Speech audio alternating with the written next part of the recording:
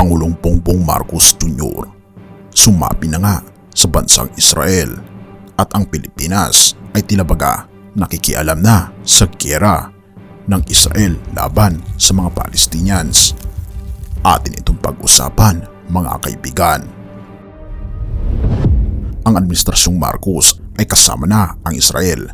Sinabi ng BARM na tayo ang Palestine. Nagpasa ang parlamento ng BARM ng isang resolusyon na kinukondena ang mga gawaing karahasan at kolektibong parusa laban sa mga Palestino sa Gaza. Sinasabi pa sa isang report sa General Santos, Pilipinas at tayo ang Palestine. Isinambit ito ng isang miyembro ng parlamento ng Bangsamoro habang ipinalabas ang kanyang sponsorship speech para sa isang resolusyon na humihiling para sa pagtatapos ng mga atake ng Israel sa Gaza at iligtas na pagbabalik ng mga Palestino sa kanilang mga tahanan. Ang resolusyon na isinulat ni Ana Tarhata Basman, isang miyembro ng Bangsamoro Transition Authority o PTA, ay naprubahan ng parlamento ng BARM noong Martes, October 17 upang humiling ng pagtigil ng mga karahasan na nagdadala ng panganib sa mga daan-daang libong buhay at nagpapala sa anumang pag-asa na malutas ang dekadang tunggalian sa pagitan ng Israel at Palestine. Nagpatuloy ang interim na regional parliament sa kanilang sesyon at mga miyembro nito ay pumoto para ipasa ang resolusyon na nagkukondena ng mga gawaing karahasan at kolektibong parusa laban sa mga Palestino at humihiling para sa mga agarang pahayag na walang kondisyon na pagtigil ng karahasan sa pagitan ng Israel at Hamas.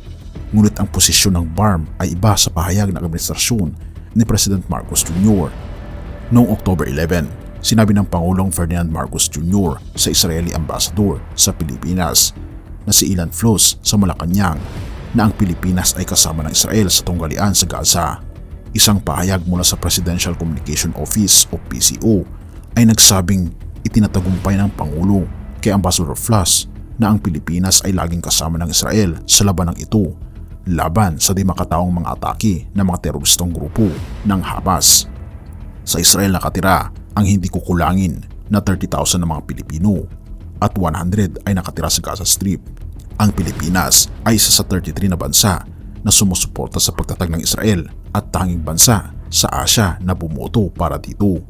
Nagkaroon ng ganap na ugnayang diplomatiko ang Israel at Pilipinas noong Pebrero 26, 1958 sa pamagitan ng pagpirma ng Treaty of Friendship. Binuksan ang mga embahada sa Tel Aviv at Manila noong 1962. Noong Martes, hiniling ng miyembro ng Bangsamoro ang Israel at Hamas na payagan ang United Nations na mag-facilitate ng pagtataguyod ng isang humanitarian corridor para magbigay at maghatid ng tulong sa mga Gazans. Sinabi ng resolusyon na ang international na batas ng katarungan sa ilalim ng Rome Statute ng International Criminal Court ay tinuturing ang kolektibong parusa at mga intentional na atake laban sa sibilyan, mga atake laban sa mga unit at transportasyon ng medikal, at mga atake laban sa mga dambana bilang mga krimen sa digmaan. Sinabi rin ng Parliament ng BARM na ang serye ng pag-atake at counter-attack ay hindi dapat tignan ng mag-isa kundi dapat unawain sa mas malawak na konteks ng dekadang pagsusumikap ng Palestino sa kanilang karapatan sa sarili nitong determinasyon.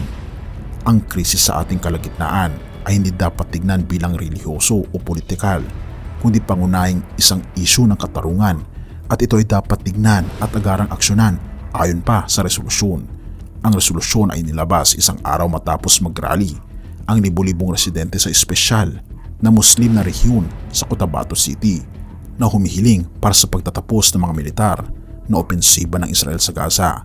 Ang mga opensibang ito ay pagtugon sa mga pagpapaslang at pagdukot na isinagawa sa Israel ng mga miyembro ng Hamas noong October 7. Sa pagsayaw ng malaking bandila ng Palestine, mahigit sa 10,000 na mag-aaral, kababaihan at mga bata mula sa lungsod na iyon at kalapit na mga lalawigan ang sumali sa Bangsamoro Rally para sa pagpapalaya sa mga Palestine.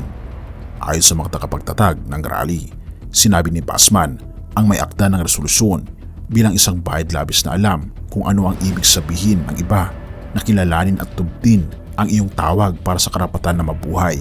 Kami, ang mga Bangsamoro, ay dapat magtaas ng aming mga boses sa ngalan ng mga taong lumalaban para sa kanilang kaligtasan, ang mga tao sa Gaza at mga tao ng Palestine, anya.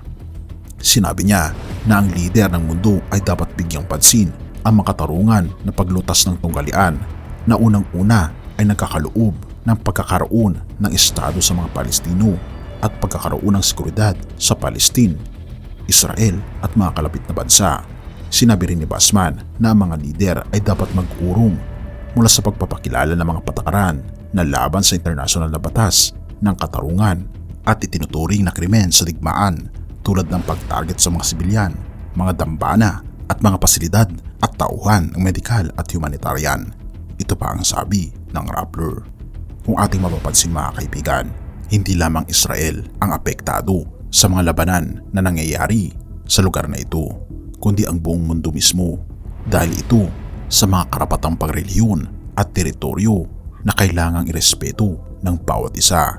Ngunit meron tayong Panginoong Diyos na siyang nakakaalam na mas makakabuti sa bawat isa at tunay nga hindi niya tayo binibigo sa kanyang pag-ibig sa atin bagaman nangyayari ang mga bagay na ito sa ating mundo. Romans 8 verse 39. Kahit ang kataasan, kahit ang kababaan, kahit ang alinmang ibang nilalang ay hindi makapaghihiwalay sa atin sa pag-ibig ng Diyos na nasa kay Kristo Jesus na Panginoon natin. Kaibigan, ang ating Panginoong Jesucristo, siya ang magbibigay sa atin ng tunay na kapanatagan dahil tunay kanyang iniibig. Ang tanong ay, sumasangguni ka ba sa pag-ibig ng ating Panginoong Diyos, kaibigan? Tayo'y manalangin. Ama naming banal, makapangyarihan naming Diyos, kami po Panginoon ay lubos na nagpapasalamat sa inyo na wala po Panginoon kahit sino ang pwedeng makapaghiwalay sa inyo pong pagmamahal sa amin. Panginoon, tulungan niyo po kami. Hindi po namin maintindihan kung ano ang mga nangyayari sa aming mundo ngayon, pero naniniwala kami na ito ang mga senyales na malapit na po kayong darating.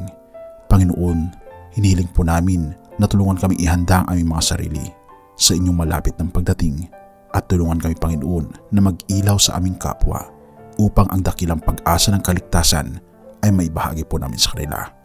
Purihin ka, o aming Panginoong Diyos, at patawarin po kami sa lahat ng aming pagkukulang at pagkakasala, pagkat ito ay aming samot hiling sa matamis na pangalan ng aming Panginoong Jesus.